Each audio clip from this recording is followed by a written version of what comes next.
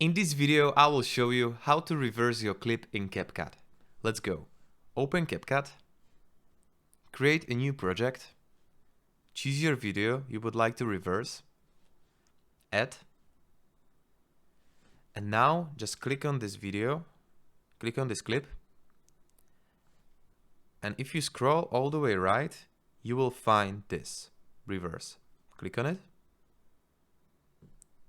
Just wait a few seconds.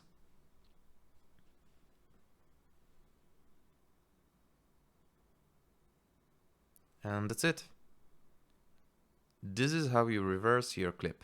I will show you one more time. So click on this clip.